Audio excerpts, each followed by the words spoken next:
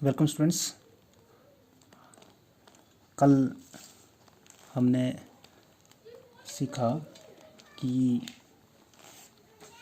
एक बहुपद को दूसरे बहुपद से कैसे भाग किया जाता है, और अगर दो बहुपद दिए हैं तो एक बहुपद दूसरे बहुपद का गुणनखंड है या नहीं। ये इस तरह के प्रश्न हमने पिछले लेक्चर में हल करने सीखे थे।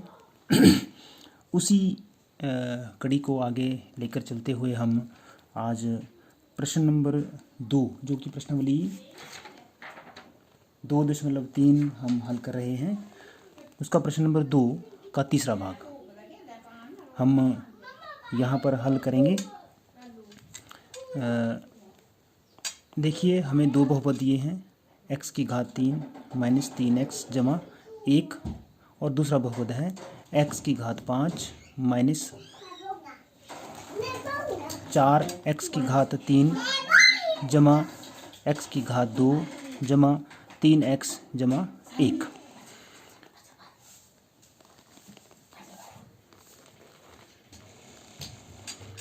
तो यहाँ पर हमने ये ज्ञात करना है कि ये पहला बहुपद जो है वो दूसरे बहुपद का गुणनखंड है या नहीं। तो जैसे कि हमने कल भी किया था कि हम भाग करेंगे, भाग करने की विधि आपको मैंने डिटेल से बताई थी, और हम चेक करेंगे शेषफल को कि अगर शेषफल 0 आता है, शून्य है, तो गुणनखंड है, अगर शून्य नहीं आता है तो गुणनखंड नहीं है। जैसे कि ये देखो, कल भी आपको करवाया था, ये दूसरा भाग जो है प्रश्न नंबर 2 का, यहाँ शेषफल 0 आ रहा है, तो इसलिए ये जो बहुपद है इस बहुपद का गुणनखंड है। तो इसी प्रकार से हम यहाँ पर चेक करेंगे। तो यहाँ लिख दिया हमने पहला पद, इन सभी पदों को घात को घटते क्रम में हमने लिखना होता है, तो वैसे ही है, पहले से ही पहला पद देखेंगे, इसका भी पहला पद देखेंगे, x की घात 2 से गुणा किया, यहाँ 1 2 3 पद हैं, तो यहाँ पर भी वो तीनों पद आएंगे, माइनस करके ये बचा। इस प्रकार से जैसे हमने कल किया था उसी प्रकार से ये प्रश्न है। इसका बस आपको मैं हल दिखाना चाह रहा था। इस प्रकार से हम देखेंगे अंत में कि शेषफल क्या आया, जमा 2। तो शेषफल शून्य नहीं है, इसलिए बहुपद x की घात 3 माइनस 3x जमा 1, बहुपद x की घात 5 माइनस 4x की घात 3 जमा x की घात 2 जमा 3x जमा 1 का गुणनखंड नहीं है। अब हम आगे चलते हैं, जो बहुत ही इम्पॉर्टेंट प्रश्न है। इस तरह का एक उदाहरण भी आपकी किताब में दिया हुआ है, आपको उदाहरण का किताब की बुक की जो टेक्स्ट बुक है आपकी पाठ्य पुस्तक, उसकी PDF आपको मैंने भेजी हुई है। अगर किसी को चाहिए हो तो दोबारा भी मैं भेज दूंगा। उसमें अगर आप देखेंगे तो एक उदाहरण भी इस प्रकार का आपको दिया हुआ है, एक एग्जाम्पल आपको इस प्रकार का दिया हुआ है। तो उस एग्जाम्पल की तरह ही ये प्रश्न है, इसको हम हल करेंगे। तो ये वो एग्जाम्पल और ये प्रश्न दोनों ही बहुत इंपॉर्टेंट है, ये पेपर में बहुत बार आते हैं। तो प्रश्न नंबर 3 है, बोलता है कि 3x की घात 4 जमा 6x की घात 3 माइनस 2x की घात 2 माइनस 10x माइनस 5 के अन्य सभी शून्यक ज्ञात कीजिए यदि इसके दो शून्यक वर्गमूल 5/3 और माइनस वर्गमूल 5/3 हैं। तो देखिए, दो शून्य इसके दिए हुए हैं, बाकी सभी शून्य ज्ञात करने हैं। तो पहले तो बात आती है कि हमें ये पता होना चाहिए कि एक बहुपद के शून्यक कितने होते हैं। तो बहुपद की घात आपको पता है क्या होती है, जो सबसे बड़ी घात होती है चर की, वही बहुपद की घात कहलाती है। तो यहाँ पर बहुपद की सबसे बड़ी घात कितनी है, 4। तो इस बहुपद की घात कितनी है, 4। तो जितनी घात है उतने ही शून्यक भी होते हैं। तो इसके कितने शून्यक होंगे, 4। दो शून्यक दिए गए हैं, दो हमने ज्ञात करने हैं। तो देखेंगे कैसे करेंगे सवाल को हम। ये जो आपको बहुपद दिया है पॉलिनोमियल, इसको हम px मान लेते हैं कि मान लो px जो लिखते हैं कि x के रूप में पॉलिनोमियल है, ये 4 इसमें x है, इसलिए हमने px लिखा। अदरवाइज इसका मतलब ये नहीं कि p को x के साथ गुणा किया है, ये नहीं है। इसका मतलब है p जो है वो x के रूप में एक बहुपद है। तो x में बहुपद है, मतलब चर जिसमें x है, तो ये x चर वाला बहुपद है। ये बहुपद मान लिया, ये इसको नाम हमने रख दिया px।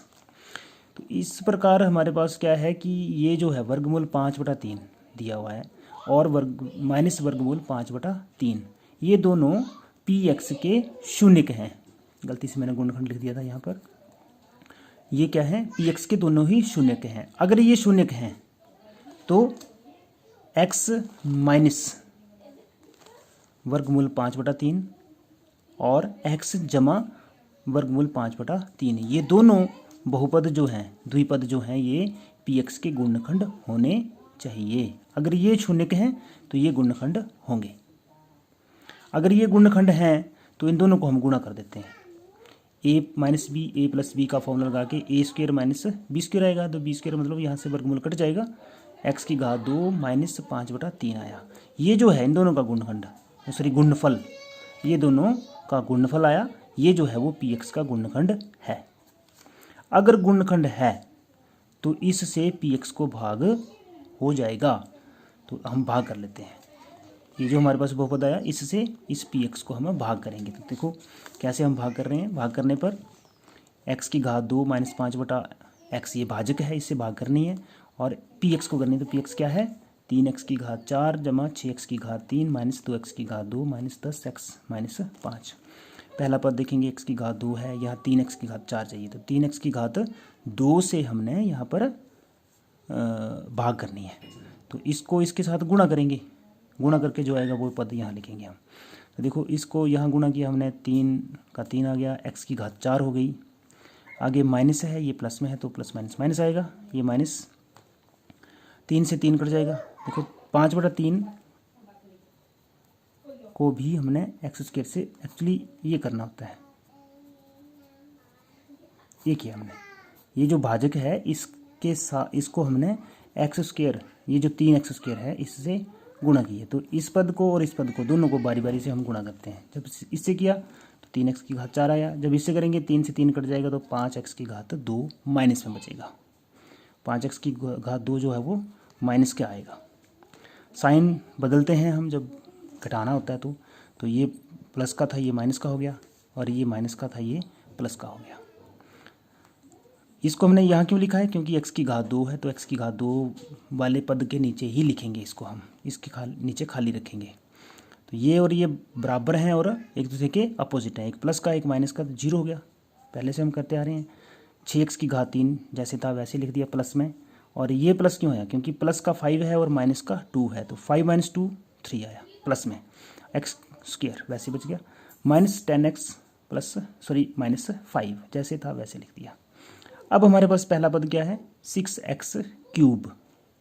तो 6x³ चाहिए, इसको गुणा करनी है हमने। 6x से करेंगे, 6x से x² माइनस 5/3 को मल्टीप्लाई करेंगे तो हमारे पास आएगा 6x³ माइनस 10x। यहाँ लिखा हमने 10x के नीचे लिखा, साइन चेंज हो जाएगी, ये माइनस का हो जाएगा, ये माइनस का था प्लस का हो गया। तो इसमें से ये माइनस 0, इसमें से ये माइनस, ये भी 0, तो ये भी 0 हो गया, ये भी 0, बचा क्या, 3x की घात 2 3x² माइनस 5, ये बचा। अब यहाँ 3 से इसको गुणा करते हैं, इन दोनों पदों को 3 से करेंगे तो 3x² और माइनस 5 आपके पास आएगा। साइन चेंज करके करेंगे तो देखो शेषफल 0 आ गया, इसका मतलब भाग हो गया। वो हमें सही दिया हुआ था कि गुणनखंड हैं तो भाग हो गया। भाग होने पर क्या आया कि ये जो px है ये बराबर है, इससे हमने भाग किया, ये भाजक गुणा भागफल जमा शेषफल जो है वो 0 आया। तो इसको लिखने की जरूरत ही नहीं है, हमें इसको लिखने की आवश्यकता नहीं है, इसको हम नहीं लिखेंगे। अब ये px है तो px बराबर, यहाँ देखिए यहाँ से और यहाँ से 3 जो है वो कॉमन हो जाता है, 3 सभी में कॉमन गुणनखंड है, सभी का गुणनखंड है। तो 3 बाहर ले लिया हमने, क्या बचा, x की घात 2 माइनस 5/3, ये तो भाजक था वैसे लिख दिया। और ये जो बचा x की घात 2 जमा 2x जमा 1 बचा, 3 यहाँ से कॉमन आ गया, ये यहाँ लिख दिया।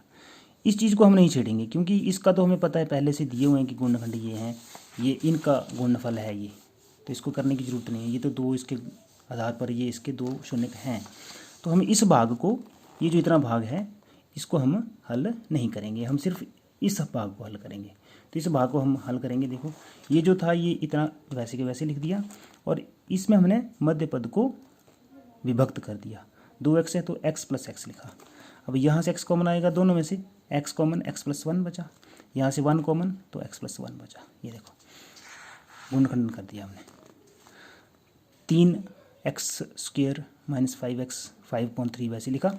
यहाँ इसके गुणनखंड करके हमारे पास क्या बन गया, x+1 × x+1। ये इसके गुणनखंड आ गए ये वाले। आगे देखेंगे हम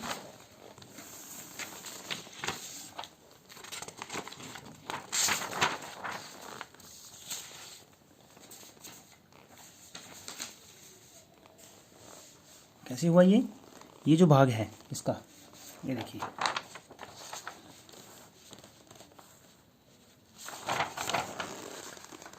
देखिए यहाँ से कि ये जो 3 तो बराबर है 0 हो नहीं सकता, ये बराबर है 0 आएगा, या फिर ये बराबर 0 आएगा, या फिर ये बराबर 0 आएगा। मतलब x=1 बराबर है 0 हो सकता है, x=1 बराबर है 0 है, या x² - 5/3 जो है ये बराबर है 0 है, या तीनों ही 0 है। सो जब x को 5/3 को उस साइड ले जाएंगे हम, दाईं ओर ले जाएंगे, वर्गमूल कैसे आएगा, ये x⁻² है, वर्गमूल लेंगे तो ये प्लस या माइनस वर्गमूल 5/3 जो है वो एक प्लस में एक माइनस में, वो उसको हमने वैसे लिख दिया, इसको ज़्यादा करने की आवश्यकता नहीं है, हमने सिर्फ ये भाग देखना है। x बराबर है -1 हो सकता है यहाँ पर, और यहाँ पर भी x बराबर है -1। तो इसके ये दो नए जो शून्यक हैं ये हमारे पास आ गए हैं, 2 तो पहले से दिए हुए हैं और ये 2 और आ गए, 4 हो गए। तो इस प्रकार से इस बहुपद के कुल शून्यक ये हैं, वर्गमूल 5/3 माइनस वर्गमूल 5/3 -1 और -1। दो बार आया -1, दोनों समान बहुपद हैं, समान शून्यक हैं ये। अगला प्रश्न देखेंगे, प्रश्न नंबर 4। ये थोड़ा सा प्रश्न हटके है। यहाँ पर हम विभाजन एल्गोरिदम का थोड़ा सा गहन उपयोग करने वाले हैं। देखिए प्रश्न क्या है, प्रश्न को समझना पहले ध्यान से कि यदि x⁻³ - 3x⁻² जमा x⁻2 को एक बहुपद gx से भाग देने पर, इस बहुपद को gx एक और बहुपद है उससे भाग देने पर भागफल और शेषफल क्रमशः x-2 और -2x-4 हैं, तो gx ज्ञात कीजिए। अब यहाँ देखिए जिसको भाग करना है वो हमें पता है, भागफल ये आया है और शेषफल ये है। हमें gx जिससे भाग किया गया वो पता नहीं है, तो कैसे लिखेंगे इसको, देखो कैसे बनेगा। ये भाजक है जिससे भाग करना है gx, ये हमें ज्ञात करना है, पता नहीं है इसका। भागफल दिया है x-2, शेषफल दिया है -2x-4 और भाज्य दिया है x⁻³ - 3x⁻2 जमा x⁻2। तो विभाजन एल्गोरिदम जो है वो क्या बोलता है कि भाज्य जो होता है वो बराबर है भाजक गुणा भागफल जमा शेषफल। इंग्लिश में हम इसको उसमें यूक्लिड विभाजन एल्गोरिदम में हम कैसे लिख रहे थे कि a बराबर b गुणा q जमा r, ये लिखते थे। तो वही चीज़ है यहाँ पर, भाजक जो है यहाँ पर हमने gx माना है, तो ये gx है, ये px है, px बराबर gx गुणा qx जमा r x जो हम लिख रहे हैं ये बहुपद है इसलिए हम इसके साथ x लगाते हैं। तो यहाँ क्या आएगा कि भाज्य क्या है, ये x⁻³ जिसको भाग करना है -3x⁻2 जमा x⁻2 बराबर gx गुणा x-2, इसको ब्रैकेट लगाना नहीं भूलना है, प्लस माइनस में 2x⁻4 है। अब देखो ये शेषफल है, ये भागफल है, ये हमारे पास भाजक है। सबसे पहले इनको तो दोनों को गुणा हो रहा है, आपस में ये प्लस हो रहा है तो इसको हम दाईं ओर ले जाते हैं, तो ये माइनस का था ये प्लस हो जाएगा, और जो प्लस का था ये माइनस का हो गया। बाकी सारे पद वैसे लिख दिए, x⁻³ - 3x⁻2 जमा x⁻2, ये यहाँ से राइट हैंड साइड से लेफ्ट में आ गया, -2x जो था वो +2x बन गया, और +4 जो था ये -4 बन गया, दाईं ओर से बाईं ओर आया, बराबर इक्वल टू, अब दाईं ओर क्या बचा, gx गुणा x-2 ये बचा, ये तो चला गया साइड। इसको हल कर देंगे, देखो ये x और ये 2x जुड़ जाएंगे, 3x आ गया, ये पद ऐसे आ गया, ये भी वैसे आ गया, इनको कोई फर्क नहीं पड़ा, x और 2x जुड़ गए 3x हो गया, ये -4 है 2 है, 2 - 4 करेंगे तो -2 आएगा, दाईं ओर हमने वैसे ही लिख दिया जैसे था, जी एक्स गुणा एक्स माइनस 2।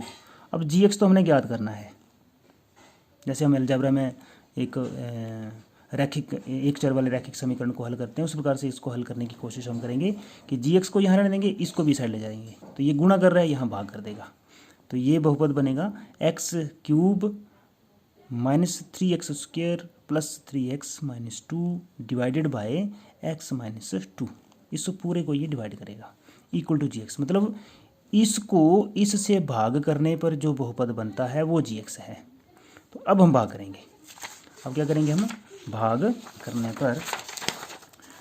करने पर हमारे पास आ जाएगा, देखिए ये देखो x की घात 3 माइनस 3x की घात 2 जमा 3x माइनस 2 को भाग करेंगे x माइनस 2 से, तो उसी तरीके से हमने भाग किया इसको, देखिए, और x की घात 2 माइनस x जमा 1 हमारे पास भागफल आया, ये शेषफल आ गया, मतलब पूरा पूरा भाग हो गया। तो जो भागफल आया, भाग करके जो आना था उत्तर हमारा, वही जी एक्स होना था, तो ये जी एक्स है। जी एक्स का मान कितना आया, x की घात 2 माइनस एक्स जमा 1। प्रश्न नंबर 5 जो है ये परीक्षा के पॉइंट ऑफ व्यू से इतना इम्पोर्टेंट नहीं है, इसे आप स्वयं हल करने की कोशिश करें। प्रश्नावली आपको PDF भेजी हुई है, अगर आप चाहें तो दोबारा से मैं भेज दूंगा, उसको आप खुद करने की कोशिश करें।